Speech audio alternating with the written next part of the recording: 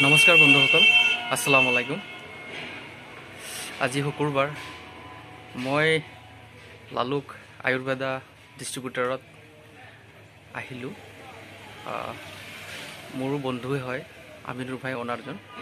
তেখেতৰ ডিষ্ট্ৰিবিউটৰত আহি তেখেতৰ লগত আলোচনাত বহিলোঁ যে আমি এই ডিষ্ট্ৰিবিউটৰৰ পৰা ইয়াত কেনেধৰণে মেডিচিনখিনি আমি ল'ব পাৰিম।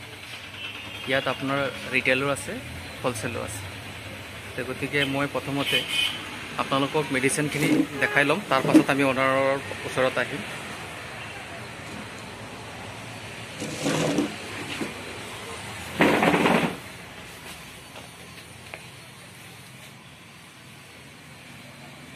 অল মেডিচিন এভেইলেবল হিয়াৰ।